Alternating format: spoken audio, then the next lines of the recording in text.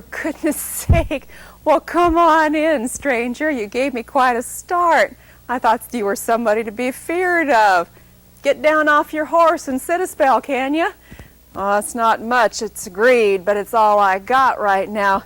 My man Theodore, he's off laying claim to some of this land and told me to get this place ready. Understand the Hudson Bay Company originally built it?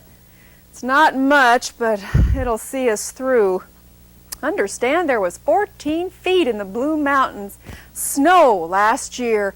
Imagine such a thing, snow. Gonna take a better roof than this, I'm afraid. Come on down, visit with me a while. Oh, I'm forgetting my manners. My name is Sarah Frances Stewart McNeil, but you must call me Fanny. Everyone does back home. That's Clay County for me, Clay County, Missouri. Where are you from? Illinois? Why, I know lots of folks from Illinois. That's one thing the train does for us, brings us all together from all over the place, doesn't it? Got your farm here, do ya? My man Theo's going to get us a farm here. We had us a fine farm back in Clay County. Oh my, yes. I remember the day that my Theo told me we was coming out here. I was sitting on the porch with my mama. She had her place down the road just from us. Daddy left it to her when he died. Yes, I was sitting there rocking back and forth just like I'm doing now. Spring day, fine spring day, and the juices just rising up in you. My children was running around, and I was thinking, Fanny, you're going to grow up just like your mama. Going to have all your children, grandchildren. It's going to be fine life. At that very moment, my Theo drove up in the buggy. Had him a queer expression on his face. I said, Theo, man, you ill? If I'd only known the disease my Theo had, for which there was no cure. He had that Oregon fever. He looked me straight in the eye and he said, Fanny, you better sell off everything you can't pack in a wagon, 'cause I've sold the farm and we're going to Oregon. Sold the farm? That was my farm, too. Oh, it's true now, I didn't have my name on no papers, but I planted crops right alongside my Theo. I doctored stock right alongside my Theo on that farm. Withstood every kind of weather there is to withstand on that farm. Did birthing there and did some burying. That was my farm, too. And here he was just standing there saying, pack it up, Fanny, I done sold it. We're heading out. Oh, my heart stops dead in my bosom when I think about it. Even now, there's a fine piece of ground. I hope this ground is even half as good. So we sold off everything, just like my Theo said. I never knew him to be a Bible-quoting man before in all his days, but he could cite me chapter and verse in the book of Ruth where it says a woman follows alongside her husband. Oh, I see you know the verse too. Did you pull out one on your wife when you came? My goodness, but he never could show me in the good book where it says a wife has to keep her mouth closed all 2,000 miles she's a-following along. No, sir. So he knew exactly how I felt about leaving everything behind and coming out here to this wilderness. Oh my, if I only knew then what I know now. Of course, starting out, it was all exciting. Had us 2 wagons, we did, and canvases all starched white. Oh, and such an air of excitement as we was there in St. Joe. Oh, you came across from Independence. Well, now, lots of folks did. But we had people there in St. Joe, so we started out from there and had us them wagons, and it was so pretty and such a sense of excitement in the air with animals a-bellowing and children a-hollering, and the captain, he swung that whip out and he said, "Head 'em up, boys, head 'em out." And that's when the realization set in. Leaving everything behind, turning our backs to that rising sun and facing out west. My mama, she come to say goodbye. Came right up to the wagon where we was, and she had something in her hand for me. I got it right here. This handkerchief. This very handkerchief's what she had. She did the tatting on the edge. Isn't that pretty? She lifted that right up to me in that wagon box, and she put it in my hand so, curled my fingers around it, and she gazed into my face for the longest time. She had a little tear snaking down her cheek. And she said, "Fanny girl, I do not know if I will ever see you again in this life, but I want you to have this to carry with you into the wilderness, something to remind you that your mama loves you half a world away." And then she did the strangest thing. She turned her back on me, pulled her shoulders up erect just like a military man, and she walked away. That's the last time I saw my mama's face. Well, I hung on to this handkerchief for a long time before I could bear to look inside. But I finally did. My curiosity got the better of my grief. Do you know what's inside here? Hollyhock seeds. Yes, hollyhock seeds. Right from that same porch where I had spent so many lovely afternoons rocking with my mama. Hollyhocks do grow here, don't they? Good, good. I'll write to Mama here in this book where I've been keeping track of the trail things. Well, life is certainly different here, isn't it? Different than what they tell you in the guidebooks. Did you have a guidebook when you came out? This here's mine. Tell me, was yours published in New York City? I should have known the minute I saw that this was not going to be the very best book on the Oregon Trail. I do believe the gentleman that published never, ever set foot on the same Oregon Trail as I traveled. No, sir. Symptoms of diseases, it says.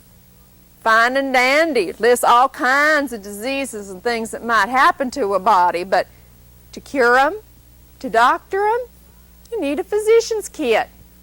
You need drugs, and you need to be a surgeon to be able to do them. Why, my goodness, all we had was salt and turpentine and chewing tobacco and kerosene and what my Theo calls medicinal alcohol. Oh, you know medicinal alcohol too?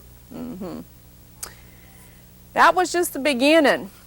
Talks about different recipes. Oh yes, here, the recipes for cooking alongside the trail. My goodness, I didn't have these ingredients back in Clay County. How am I supposed to get them out here on the trail? Oh, and back here, where it talks, yes, here, talks about in such and such a milepost, you will find such and such conditions. Well, now I wondered, I asked my Theo, how did they know how many miles we traveled anyway?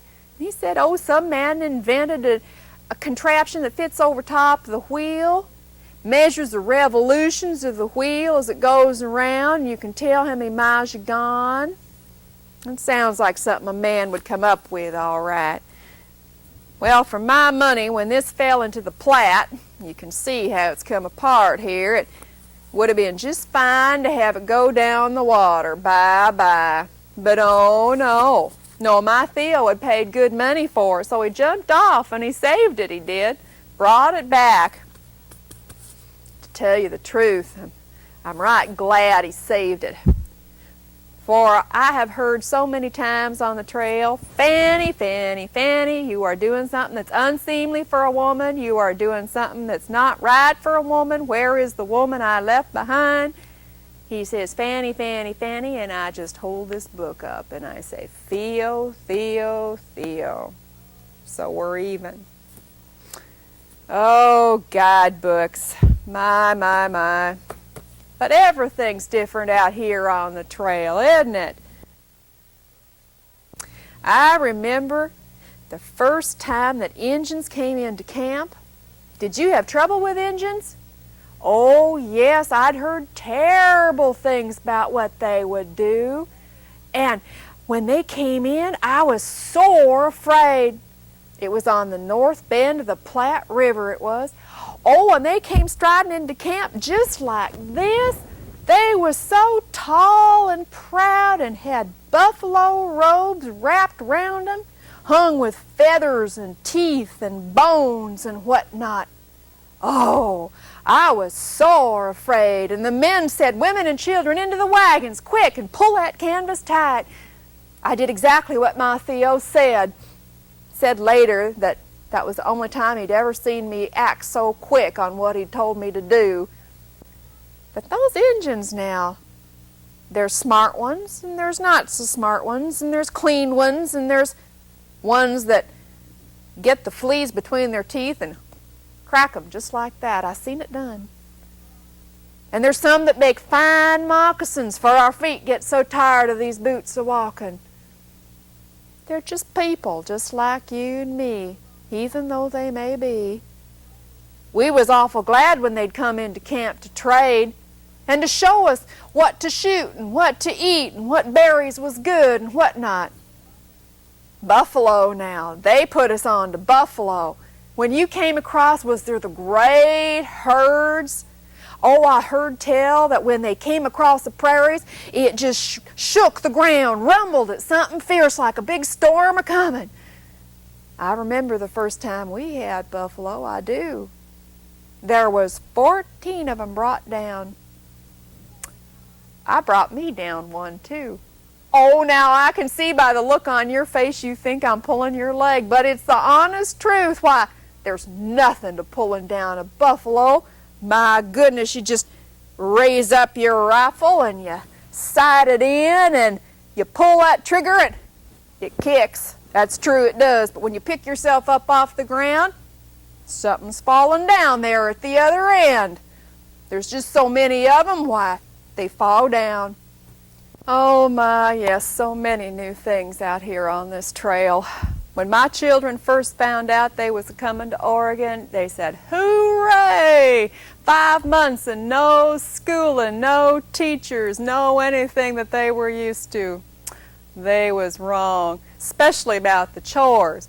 Now, we had us a farm, so the children were used to having their own chores. We had women's chores, and men's chores, and what the children did. And it wasn't too strenuous, but it was important to our life. They figured they'd get out of chores on the Oregon Trail. My, but they was wrong. Oh, my boys, they learned how to mend harnesses and mend traces and tend the stock and help fix wheels and mend canvases.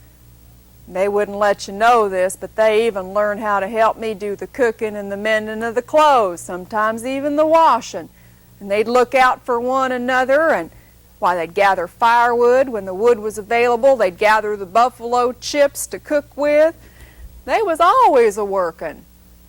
And when we first started out, we told them, now, you can't ride in the wagon all the time. You're going to have to walk sometimes. Sometimes walk 15 miles a day.